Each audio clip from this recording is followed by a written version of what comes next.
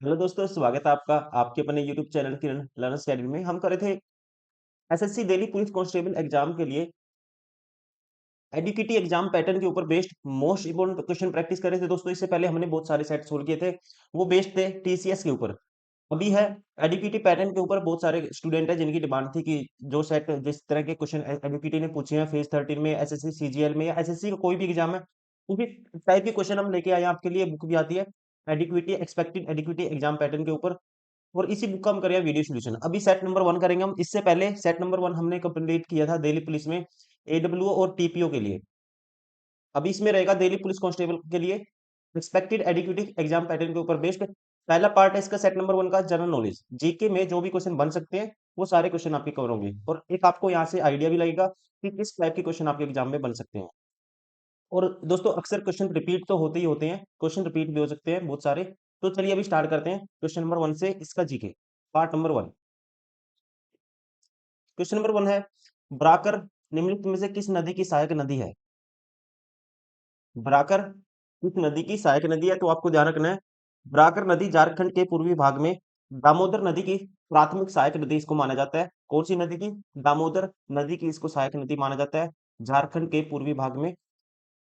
और दोस्तों ये भी ध्यान रखेंगे, ये निकलती है झारखंड के हजारीबाग जिले से। ये निकलती है कहाँ से? निकलती है झारखंड के हजारीबाग जिले से ये निकलती है। वो इसका उद्गम स्थल है, ये आपको ध्यान रखना है। राइट आंसर होगा इसका option 4, Damodar.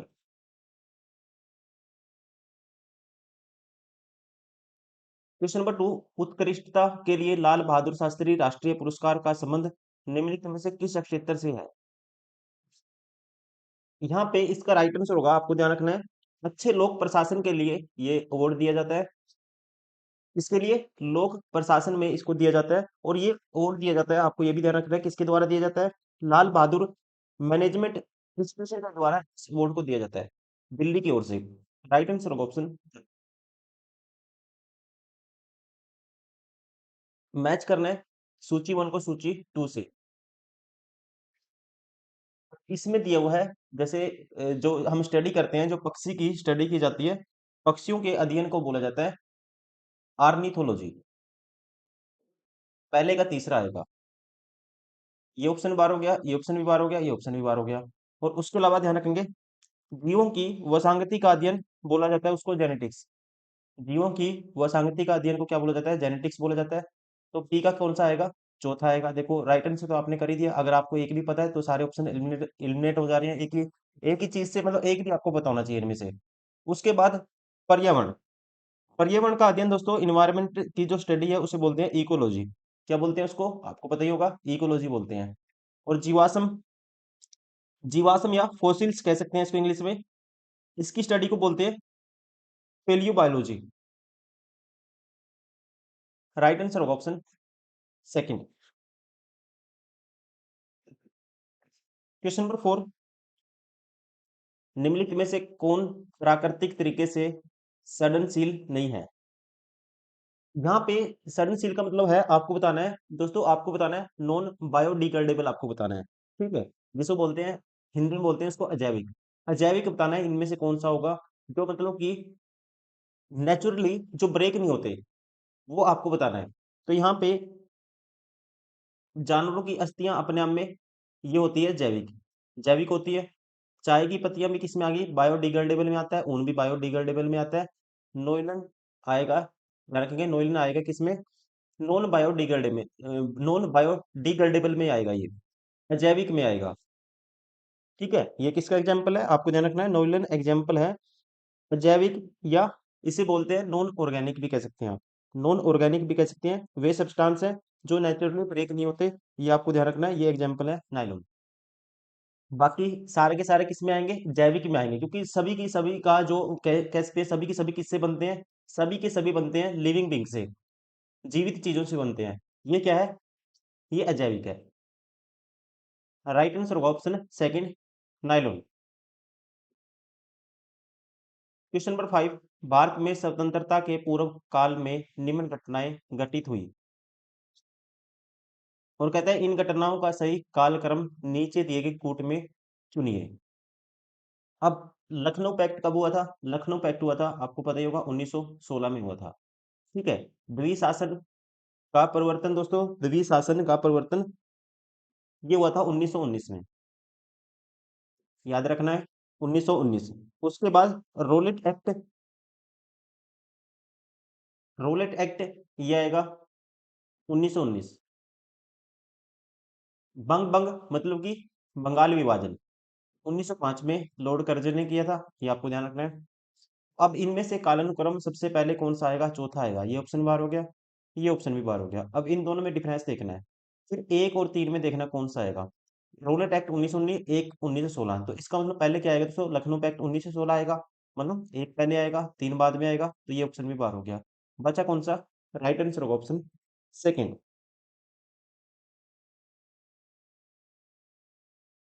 Question number 6, Punjab के प्रसिद्ध शीश महल का निर्माण निम्नलिखित में से किस शासक ने करवाया था। आपको ध्यान रखना है दोस्तों, ये क्वेश्चन भी पूछा जाता है। शीश महल पटियाला की सबसे शानदार संरचनाओं में से एक माना जाता है, और इसका निर्माण करवाया था महाराजा नरेंद्र सिंह ने। महाराजा नरेंद्र सिंह ने इसका निर्माण, आपको ध्यान रखना है, किसने करवाया था, महाराजा नरेंद्र सिंह ने इसका निर्माण करवाया था 1845 से लेके 1862 के बीच में, ये आपको ध्यान रखना है। राइट आंसर होगा ऑप्शन थर्ड। क्वेश्चन नंबर 7, निम्नलिखित में से कौन से डैम सबसे ऊंचा डैम इनमें से कौन सा है। इनमें से सबसे ऊंचा डैम है, ध्यान रखेंगे, टिहरी डैम।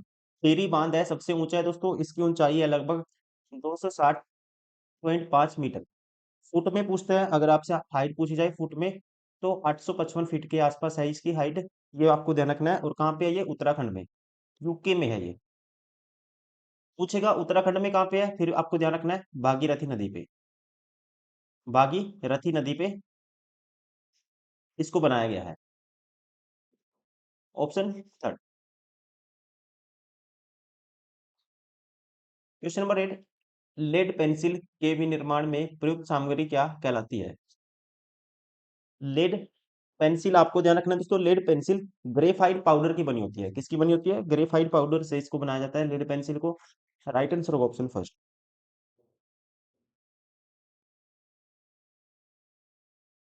क्वेश्चन नंबर 9, सूर्य के विकिरण के पराबैंगनी प्रकाश को डैश की परत द्वारा पृथ्वी के वायुमंडल में प्रवेश करने से रोका जाता है, तो ये प्रोटेक्शन लेयर का काम करती है ओजोन, O3। ठीक है, ओजोन शील्ड इसको बोलते हैं, ओजोन शील्ड से इसको रोका जाता है अल्ट्रा वायलेट रेज को। क्वेश्चन नंबर 10, राष्ट्रीय शिक्षा दिवस किस दिन मनाया जाता है। राष्ट्रीय शिक्षा दिवस, तो आपको ध्यान रखना है, प्रतिवर्ष राष्ट्रीय शिक्षा दिवस मौलाना अबुल कलाम आजाद के जन्म दिवस की जो वर्षगांठ होती है 11 नवंबर को, उसके अवसर पर, उसके उपलक्ष्य में इसको मनाया जाता है 11 नवंबर को। किसके जन्मदिन के उपलक्ष्य में, ये आपको ध्यान रखना है, मौलाना अबुल कलाम आजाद। और ध्यान रखेंगे दोस्तों, मौलाना अबुल कलाम आजाद थे, ये क्या थे, स्वतंत्र भारत के प्रथम शिक्षा मंत्री, प्रथम, यह स्वतंत्र भारत के प्रथम शिक्षा मंत्री थे मौलाना अबुल कलाम आजाद, ये भी आपको ध्यान रखना है। क्वेश्चन नंबर 11, अशोक चक्कर किस बात के लिए दिया जाता है। अशोक चक्कर, आपको ध्यान रखना है, जल थल या नभ में, लेकिन रणभूमि से अलग आत्म बलिदान की सबसे विशिष्ट बहादुरी के लिए इस पुरस्कार को दिया जाता है, अशोक चक्कर को। ठीक है, युद्ध के मैदान से अलग, वैसे अन्य क्षेत्रों में पराक्रम, साहसिक कार्यों और आत्म बलिदान वाले कार्यों में इसको, जब लोग ऐसे काम करते हैं देश के लिए, तो उस क्षेत्र में इसको दिया जाता है, इससे हटके युद्ध के मैदान से अलग। राइट आंसर होगा ऑप्शन 4। क्वेश्चन नंबर 12, भारत में विकसित पहला राष्ट्रीय उद्यान कौन सा है। भारत में विकसित, तो आप ध्यान रखेंगे दोस्तों, बंगाल टाइगर को संरक्षण देने के लिए हैली नेशनल पार्क के रूप में इसकी स्थापना की गई थी, हैली के नाम से 1936 में। 1936 में हैली के नाम से इसकी स्थापना की गई थी उत्तराखंड में, और इसे उसके बाद से बोला जाता है जिम कार्बेट राष्ट्रीय उद्यान, या जिम कॉर्बेट नेशनल पार्क। कहाँ पे है, उत्तराखंड में स्थापना हुई थी 1936 में। राइट आंसर होगा option third. Jim Corbett Bharat में विकसित पहला क्या है, राष्ट्रीय उद्यान है, ये आपको ध्यान रखना है।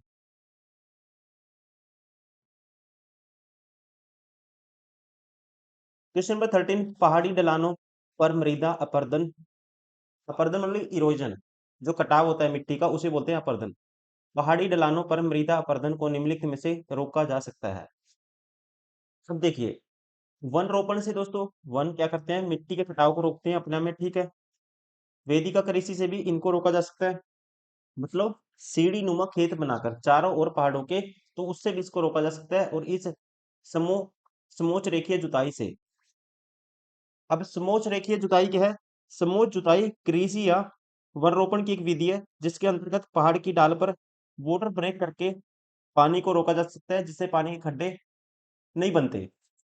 इससे भी इरोजन कहते हैं अपरदन को रोका जा सकता है। राइट आंसर होगा ऑप्शन फोर, उपरोक्त सभी।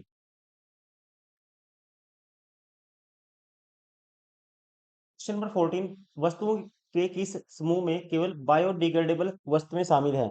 बायोडिग्रेडेबल दोस्तों मैं बता चुका हूँ, जैव निम्नीकरणीय बोलते हैं इनको। वो पदार्थ होते हैं जो नेचुरली प्रोसेस से, या कहते हैं बैक्टीरिया और उसके जो अन्य जो भी घटक होंगे बैक्टीरिया के अलावा, उनसे ब्रेक हो जाएंगे। बैक्टीरिया क्या कर देगा, इनको तोड़ देगा, ब्रेक कर देगा। हिंदी बोल सकते हैं, विघटित हो जाते हैं बैक्टीरिया से या अन्य घटकों से, अन्य कंपोनेंट से, ये क्या हो जाएंगे, टूट जाएंगे, ब्रेकेबल होंगे, वो होते हैं बायोडिग्रेडेबल। इनमें से देखिए, प्लास्टिक क्या है दोस्तों, प्लास्टिक अपने आप में किस में आएगा, आप खुद कहेंगे, ये आएगा नॉन बायोडिग्रेडेबल में। प्लास्टिक ब्रेक नहीं होगा, ठीक है, नेचुरली ब्रेक नहीं होगा, तो नॉन बायोडिग्रेडेबल में आएगा। तो ये ऑप्शन बाहर हो गया। फलों के छिलके देखो, चीनी मिट्टी कब, नॉन बायोडिग्रेडेबल में आएगा, आपको तो सारे बायोडिग्रेडेबल वाली वस्तुएं बतानी है, ये भी ऑप्शन बाहर हो गया। नींबू का रस, घास, पॉलीस्टीरीन कप, पॉलीस्टीरीन कप भी किस में आएगा, नॉन बायोडिग्रेडेबल में आएगा, अजैव निम्नीकरणीय में आएगा, ये भी ऑप्शन बाहर हो गया। अब लकड़ी, घास, चमड़ा, ये नेचुरली ब्रेक हो सकते हैं बैक्टीरिया से, तो कह सकते हैं राइट आंसर होगा ऑप्शन सेकंड। ये किसका एग्जांपल है, बायोडिग्रेडेबल वस्तुएं इसमें शामिल है, लकड़ी भी, घास भी, चमड़ा भी।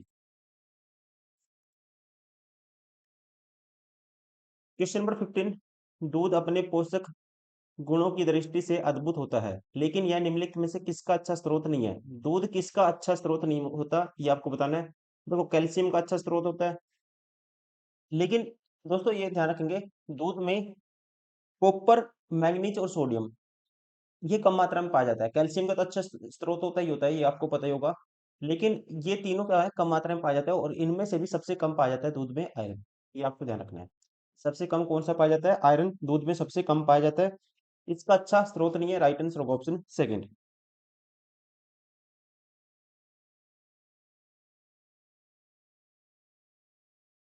क्वेश्चन नंबर 16, लाला लाजपत राय किस पुस्तक के लेखक हैं। इनमें से आपको ध्यान रखना है, अनहैप्पी इंडिया, ये पुस्तक है जो ये लिखी थी, लाला लाजपत राय ने इसको लिखा था, और 1928 में इसको पब्लिश किया गया था।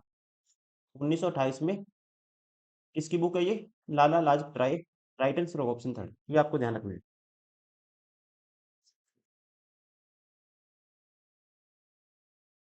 क्वेश्चन नंबर 17, संयुक्त राष्ट्र संघ ने अक्टूबर को किस रूप में घोषित किया था। यहाँ पे इसका राइट आंसर होगा, आपको ध्यान रखना है, संयुक्त राष्ट्र ने अक्टूबर महीने को इंटरनेशनल ब्रेस्ट कैंसर जागरूकता के रूप में मनाने की घोषणा की थी। राइट आंसर होगा ऑप्शन फर्स्ट, स्तन कैंसर जागरूकता मंथ के रूप में इसको क्या किया गया था, महीने के रूप में स्तन कैंसर, ब्रेस्ट कैंसर जागरूकता मंथ के रूप में इसको मनाने की घोषणा की थी संयुक्त राष्ट्र ने। राइट आंसर होगा ऑप्शन फर्स्ट।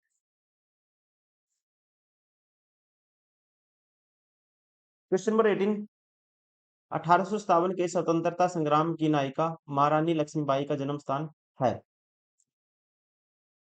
इसका राइट आंसर होगा, आपको ध्यान रखना है, लक्ष्मीबाई का जन्म, रानी लक्ष्मीबाई का जन्म 19 नवंबर 1828 को वाराणसी के एक ब्राह्मण मराठा परिवार में हुआ था।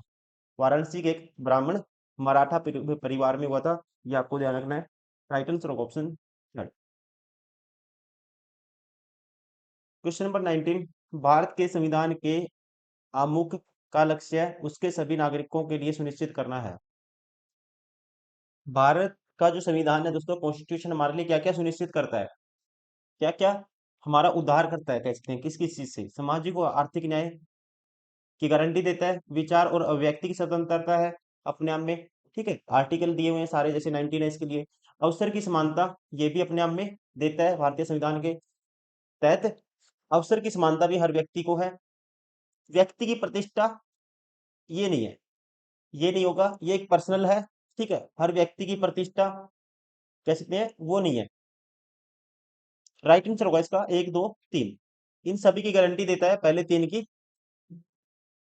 भारतीय संविधान, इसलिए चौथा नहीं आएगा, राइट आंसर होगा ऑप्शन सेकंड।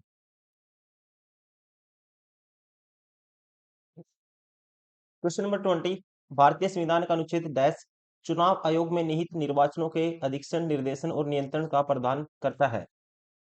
दोस्तों आपको ध्यान रखना है, भारतीय संविधान का अनुच्छेद 324 में कहा गया है कि चुनावों का अधीक्षण निर्देशन और नियंत्रण एक चुनाव आयोग में निहित होना चाहिए, तो ये है आर्टिकल 324, राइट आंसर होगा ऑप्शन 4।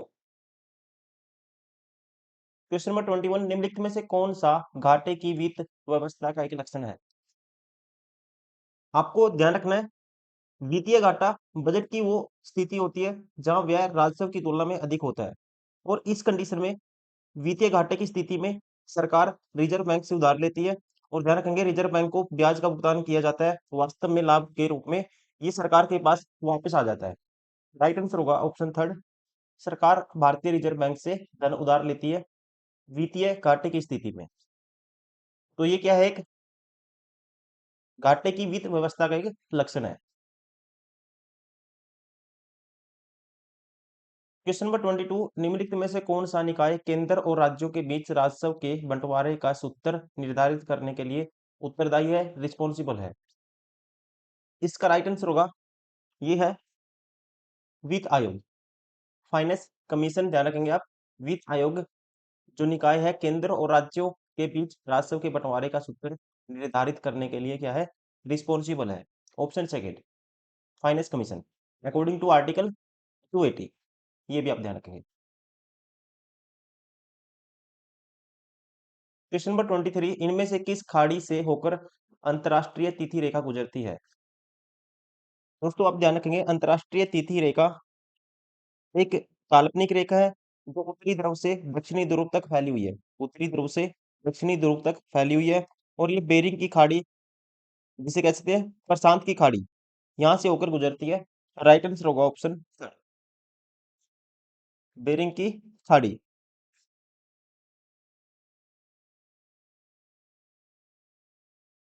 क्वेश्चन नंबर 24, के रोग और फैलने के तरीके का कौन सा जोड़ा सही सुमेलित नहीं है। रोग और उसके जो फैलने का तरीका है उसका कौन सा पेयर है जो मैच नहीं है, ये आपको बताना है। पहला पीलिया, पीलिया रक्तदान के माध्यम से फैलता है, ये स्टेटमेंट अपने आप में ठीक है, जैसे कि इसका एग्जाम्पल है पीलिया का एक टाइप है हेपेटाइटिस बी, जो पीलिया का एक क्या है टाइप है, इस तरह से फैलता है रक्तदान से। सेकंड, टाइफाइड दूषित भोजन, टाइफाइड दोस्तों एक बैक्टीरियल इन्फेक्शन है, ये दूषित भोजन से फैलता है अपने आप में ठीक है ये भी। टीबी, टीबी जो फैलेगा ये दूषित जल से नहीं फैलता, आपको ध्यान रखना है, पानी के माध्यम से नहीं फैलता, बल्कि ये फैलता है जैसे कि जो इन्फेक्टियस है, जो मान लो जो पर्सन है जिसको दिक्कत है, या हिंदी में कह सकते हैं जो संक्रमित व्यक्ति है उसके खांसने छींकने और बात करने से हवा में फैलता है ये गलत है दोस्तों, ये गलत है। डेंगू वाहक जन्य, ये अपने आप में ठीक है, डेंगू एक वायरल डिसीज है जो मच्छरों द्वारा फैलती है, राइट आंसर होगा ऑप्शन थर्ड, कौन सा सुमेलित नहीं है, ऑप्शन थर्ड। क्वेश्चन नंबर 25, खून का थक्का जमने के लिए कौन सा विटामिन आवश्यक होता है, तो ये क्वेश्चन कहीं ना कहीं पूछा जाता है, तो इसके लिए आवश्यक होता है विटामिन के, राइट आंसर होगा ऑप्शन फोर। क्वेश्चन नंबर 26, शैवाल के किस वर्ग को प्राय भूरा शैवाल कहा जाता है। भूरा शैवाल आता है थियोफाइसी वर्ग के अंतर्गत आता है, ये किसके अंदर आता है, थियोफाइसी वर्ग के अंतर्गत आता है भूरा शैवाल, ध्यान रखना आपको, राइट आंसर होगा option second. Question number 27, Japan encephalitis मच्छर जन्य एक गंभीर रोग है जो पूर्वी उत्तर प्रदेश में स्थानीय है। कौन सा जीव एन्सेफेलाइटिस का स्रोत है? इसका जो सोर्स है वो आपको उस जीव का नाम बताना है। इस रोग में दोस्तों क्या होता है, इस डिसीज में क्या होता है, जापानी इंसेफेलाइटिस जिसको बोलते हैं जेई, जेई बोलते हैं इसको इंग्लिश में। इसमें ब्रेन में इन्फेक्शन हो जाता है और जिस वायरस से ये फैलता है, एक वायरल डिसीज है, ये आपको ध्यान रखना है। जिस वायरस से ये फैलता है उसे बोलते हैं जापानी इंसेफेलाइटिस वायरस। जापानी जापानी इंसेफेलाइटिस वायरस से ये फैलता है। जेई वी इसके वाहक को बोलते हैं जिससे ये फैलता है। और कह सकते हैं इसमें से ध्यान रखेंगे आप, घरेलू सुअर और जंगली पक्षी, विशेष रूप से बगुला, इस वायरस का वाहक होते हैं जिनके द्वारा मोस्टली फैलता है। राइट आंसर होगा अकॉर्डिंग टू ऑप्शन सुअर, घरेलू सुअर। क्वेश्चन नंबर 28, कौन सा वृहत हड़प्पाई सतल हरियाणा में स्थित है? हरियाणा में, इनमें से हरियाणा में आता है दोस्तों। ये जो राखी गढ़ी है ये हरियाणा में स्थित है। हरियाणा के हिसार जिले में ये आता है, ये आपको ध्यान रखना है। कहाँ पे है? हरियाणा के हिसार जिले में स्थित है, हरियाणा के हिसार में। क्वेश्चन नंबर 29, दिल्ली के हौज खास क्षेत्र में चोर मीनार डैश द्वारा बनाई गई थी। दिल्ली के हौज खास में चोर मीनार का निर्माण करवाया था अलाउद्दीन खिलजी ने। किसने करवाया था? आपको ध्यान रखना है, अलाउद्दीन खिलजी ने। और इसको बोला जाता है चोर मीनार को, चोरों की मीनार इसको कहा जाता है। 13वीं शताब्दी में इसका निर्माण करवाया गया था अलाउद्दीन खिलजी के द्वारा, ये आपको ध्यान रखना है। क्वेश्चन नंबर 30, निम्नलिखित में से किस राज्य में अलोह धातुओं जस्ता तांबा के बड़े भंडार पाए जाते हैं? तो आपको ध्यान रखना है, भारत में अलोह धातुओं के जो भंडार हैं जैसे कि कॉपर, बॉक्साइट, सीसा, जिंक, सोना, चांदी, ये सबसे ज्यादा भंडार इनके पाए जाते हैं। सबसे ज्यादा भंडार पाए जाते हैं भारत के राजस्थान में। Option second. Question number 31, Bharat का कौन सा क्षेत्र अपनी वर्षा का अधिकांश भाग उत्तर पूर्वी मानसून से प्राप्त करता है? सबसे पहले आपको ध्यान रखना है, प्रायद्वीपीय भारत में अक्टूबर से दिसंबर तक की अवधि को उत्तर पूर्व मानसून की ऋतु के रूप में जाना जाता है और इसे पीछे की ओर हटते हुए मानसून के रूप में भी इसको जाना जाता है। और ध्यान रखेंगे, उत्तर पूर्व जो मानसून है इससे सबसे ज्यादा वर्षा होती है, ये होती है ऑप्शन 4 कोरोमंडल और रायलसीमा पर। कहाँ पे होती है? सबसे ज्यादा वर्षा होती है इससे कोरोमंडल तट और रायलसीमा क्षेत्रों में सबसे ज्यादा वर्षा होती है।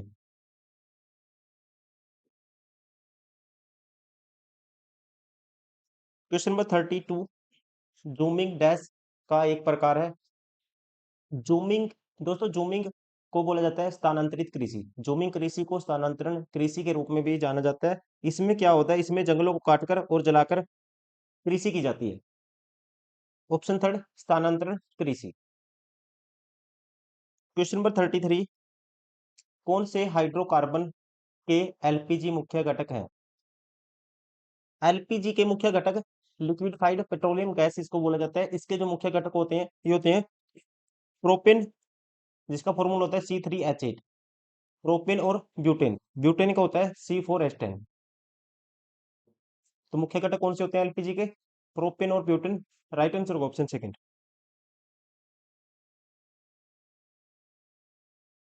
क्वेश्चन नंबर 34, विश्राम अवकाश योजना शुरू करने वाला भारत का पहला राज्य कौन सा है? दोस्तों आपको ध्यान रखना है, इस योजना को सबसे पहले स्टार्ट किया था, भारत का पहला राज्य है सिक्किम। सिक्किम भारत का पहला राज्य है जिसने अपने राज्य कर्मचारियों के लिए विश्राम अवकाश योजना शुरू की थी। क्वेश्चन नंबर 35, निम्नलिखित में से कौन सा भारतीय सेना का आदर्श वाक्य है? भारतीय सेना का आदर्श वाक्य है यहाँ पे राइट आंसर होगा स्वयं से पहले सेवा। इंग्लिश में बोलेंगे सर्विस बिफोर सेल्फ। और ध्यान रखेंगे यहाँ से क्वेश्चन एक और बनता है, भारत का राष्ट्रपति भारतीय सेना का सर्वोच्च सेनापति होता है, ये भी क्वेश्चन पूछा जाता है। भारतीय सेना का सर्वोच्च सेनापति कौन होता है? भारत का राष्ट्रपति। क्वेश्चन नंबर 36, किस देश ने 16 साल से कम उम्र के बच्चों के लिए यूट्यूब की पहुंच प्रतिबंधित कर दी थी? तो इस देश का नाम है दोस्तों, ये बैन कर दिया था ऑस्ट्रेलिया ने। बच्चों की ऑनलाइन सुरक्षा को प्राथमिकता देते हुए ऑस्ट्रेलिया सरकार ने ये कदम उठाया था। 16 वर्ष से कम उम्र के बच्चों के लिए यूट्यूब की जो पहुंच थी वो प्रतिबंधित इस देश ने, ऑस्ट्रेलिया ने कर दी थी, ये आपको ध्यान रखना है। क्वेश्चन नंबर 37, कौन सा लक्षण सिंधु और गंगा नदी घाटियों के बीच जल विभाजक की भांति कार्य करता है? इसका राइट आंसर होगा ऑप्शन फर्स्ट, अरावली श्रेणी। अरावली श्रेणी सिंधु और गंगा नदी घाटियों के बीच जल विभाजक की भांति कार्य करता है।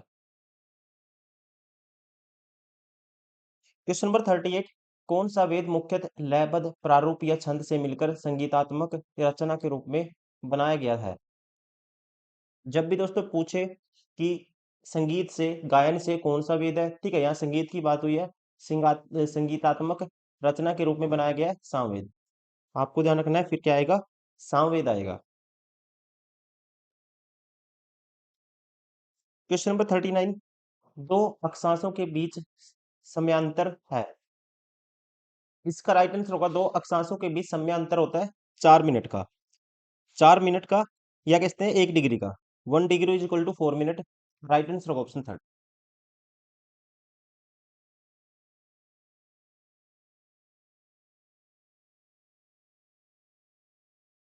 क्वेश्चन नंबर 40, एक लालटेन में तेल बाती में डैश की विशेषता के कारण चढ़ता है।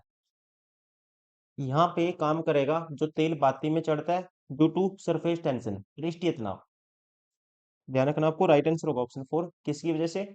पृष्ठीय तनाव की वजह से, इंग्लिश में बोलते हैं इसको सरफेस टेंशन की वजह से। क्वेश्चन नंबर 41, एक हरिकेन एक डैश है। हरिकेन नाम है, ये है उष्ण कटिबंधीय चक्रवाती तूफान प्रणाली का। राइट आंसर होगा ऑप्शन सेकंड, इसे बोला जाता है हरिकेन। ठीक है, हरिकेन किसका नाम है दोस्तों?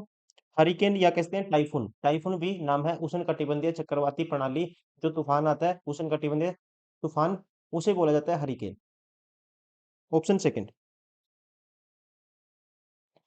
क्वेश्चन नंबर 42, आईएमएफ के अनुसार 2025 और 26 के लिए भारत का संशोधित संशोधित जीडीपी विकास पूर्वानुमान क्या है? करंट अफेयर का क्वेश्चन है। करंट अफेयर का क्वेश्चन है दोस्तों, ध्यान रखेंगे आप। आईएमएफ के अकॉर्डिंग, अंतर्राष्ट्रीय मुद्रा कोष के अकॉर्डिंग, 2025 और 26 के लिए भारत के सकल घरेलू उत्पाद जीडीपी विकास अनुमान है 6.4%। कितना है according to IMF? 6.4%। Right answer होगा ऑप्शन थर्ड। क्वेश्चन नंबर 43, किस संविधान संशोधन के द्वारा दिल्ली को एक विधानसभा दी गई? आपको ध्यान रखना है, 69वां संविधान संशोधन द्वारा, 69वें संविधान संशोधन अधिनियम द्वारा 1991 में जो हुआ था, कब हुआ था? 69वां संशोधन अधिनियम ये हुआ था 1991 में। इसके द्वारा दिल्ली को राष्ट्रीय राजधानी एनसीआर घोषित कर दिया गया था, और विधानसभा और मंत्री परिषद का प्रावधान किया गया था। विधानसभा और मंत्री परिषद का प्रावधान किया गया था, जिसके तहत आर्टिकल 239 ए, दो आर्टिकल जोड़े गए थे, 239 ए और 239 B, close B. Right answer होगा, ये था 69वां संशोधन अधिनियम, जो कब हुआ था? 1991 में। क्वेश्चन नंबर 44, किस अनुच्छेद के अंतर्गत संसद को संविधान संशोधन की शक्ति दी गई है? संसद दोस्तों किसी भी संविधान में संशोधन कर सकती है, अकॉर्डिंग टू उसको, संसद को ये शक्ति प्राप्त है आर्टिकल 368 में, 368 के तहत। राइट आंसर होगा ऑप्शन थर्ड। क्वेश्चन नंबर 45, जलोढ़ मृदाओं का रंग डैश जैसा होता है? जलोढ़ मृदा, या किसने मिट्टी का रंग वैसा होता है, ये आपको बताना है। तो ये ध्यान रखना है, जलोढ़ मिट्टी का रंग हल्के भूरे, हल्के भूरे राख ग्रे जैसा होता है। दूसरा मतलब ग्रे। राइट आंसर होगा ऑप्शन फोर, हल्के दूसर से राख दूसर option 4 is correct. Question number 46, निम्नलिखित में से कौन सा कथन सही है, कौन सी स्टेटमेंट है इनमें से सही है, ये आपको बताना है। 9 अगस्त को पहली मालगाड़ी पंजाब से कश्मीर घाटी पहुंची और नए खुले अनंतनाग गुड्स शेड पहुंची। ये स्टेटमेंट अपने आप में ठीक है। ये ट्रेन लगभग 600 किलोमीटर की दूरी 18 घंटे से भी कम समय में तय की। ये भी स्टेटमेंट दोनों ठीक है। करंट अफेयर्स का क्वेश्चन आपको ध्यान रखना है, राइट आंसर होगा इसका ऑप्शन थर्ड। एक और दो दोनों सही है।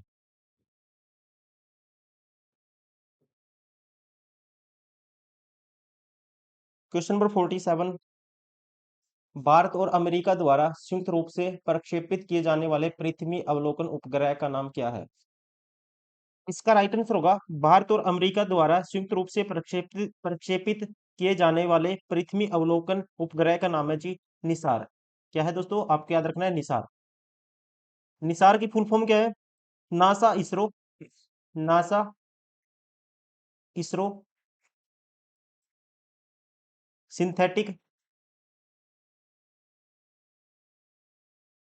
नासा इसरो सिंथेटिक अपर्चर, ये इसकी फुल फॉर्म है अपर्चर रडार।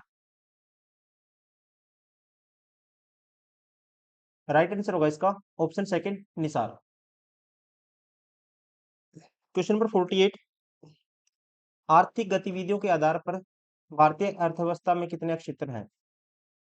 आपको पता ही है, भारतीय अर्थव्यवस्था में तीन प्रकार के क्षेत्र हैं, जैसे कि प्राथमिक क्षेत्र में तीन प्रकार के हैं, पता होना चाहिए तीन प्रकार के। पहला होता है प्राथमिक प्राथमिक क्षेत्र, फर्स्ट सेक्टर। फर्स्ट सेक्टर में या प्राथमिक क्षेत्र में आता है प्राकृतिक संसाधन, जैसे कि मछली पकड़ना, कृषि, ये सब आता है। सेकेंडरी में सेकेंडरी को विनिर्माण क्षेत्र भी इसको बोला जाता है।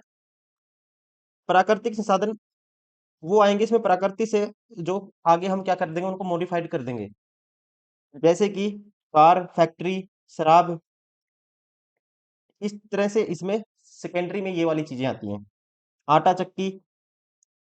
फिर तीसरा आता है टर्सरी सेक्टर में आएगा, जैसे जो भी इंस्टीट्यूशन है जैसे बैंकिंग, रिटेलिंग, रेस्टोरेंट, ये आते हैं तीसरे सेक्टर में। टोटल कितने थे, आपको ध्यान रखना है, तीन सेक्टर है भारत में, है तीन सेक्टर, फर्स्ट सेकंड और थर्ड। प्राथमिक, द्वितीय क्षेत्र और तृतीय क्षेत्र। क्वेश्चन नंबर 49, मैच करना है सूची एक और सूची दो। कहता है सूची एक में दिए गए खिलाड़ियों की सूची दो में दिए गए खिलाड़ियों से मिलान कीजिए। अगस्त 2025 में अपनी खेल उपलब्धि के लिए खबरों में थे। मीरा भाई चानू दोस्तों, मीरा भाई चानू खबरों में थी, क्योंकि इन्होंने मीरा भाई चानू ने अहमदाबाद में 2025 राष्ट्रमंडल भारोत्तोलन चैंपियनशिप में स्वर्ण पदक जीता है, 193 किलोग्राम वर्ग में, 193 किलोग्राम में। तो इसका आएगा भारोत्तोलन, मतलब पहले का पहले ही आएगा। ये ऑप्शन बार हो गया, ये ऑप्शन बार हो गया, ये ऑप्शन बार हो गया। फिर कार्लोस अल्काराज। कार्लोस अल्काराज एक टेनिस खिलाड़ी है। ये फेमस इसलिए है क्योंकि 2025 में इन्होंने एटीपी टूर्नामेंट में 6 खिताब जीते हैं। एटीपी टूर्नामेंट 2025 में 6 खिताब इन्होंने जीते हैं। राइट आंसर होगा इसका, देखो राइट आंसर तो पता ही लगा पहले ही होगा, ठीक है, इसका आएगा फिर कार्लोस अल्काराज, मैच कर देते हैं, टेनिस आएगा। अब्दुल्ला अबू बकर। अबू बकर फेमस इसलिए है, 2025 में इन्होंने ट्रिपल जंप स्पर्धा में स्वर्ण पदक जीता है। पुरुषों की ट्रिपल जंप स्पर्धा में स्वर्ण पदक जीता है 2025 में, 16.08 मीटर छलांग के साथ। तो इसका आएगा एथलेटिक्स है ये, क्योंकि छलांग मारी है लंबी, एथलेटिक्स का काम है ये। वेदिका बंसाली। वेदिका बंसाली दोस्तों इसलिए फेमस है क्योंकि फाइन हस्ट टूर्नामेंट में यूएस किड्स वर्ल्ड चैंपियनशिप में 9 वर्ष की आयु में इन्होंने जीता है। 9 वर्षीय आयु में 9 वर्ष के मतलब कि 9 वर्ष का जो चैंपियनशिप होती है, 9 वर्ष की बच्चों की, किड्स वर्ल्ड चैंपियनशिप इन्होंने जीती है 9 वर्ष में, सीधा कह सकता हूँ मैं, किड्स किड्स वर्ल्ड चैंपियनशिप इन्होंने 9 वर्ष में जीती है। राइट आंसर होगा इसका आएगा गोल्फ। किसमें जीती है, गोल्फ में। राइट आंसर होगा option first. Question number 50, Jaipur में स्थित हवा महल का निर्माण किसने करवाया था? आपको सबसे पहले ध्यान रखना है, हवा महल 1799 में बनवाया गया था। 1799 में इसको बनवाया गया था महाराजा सवाई प्रताप सिंह के द्वारा। महाराजा सवाई प्रताप सिंह के द्वारा इसको बनवाया गया था 1799 में। ये आप ध्यान रखेंगे। कहाँ पे स्थित है? राजस्थान के जयपुर में। राजस्थान के जयपुर में ये स्थित है।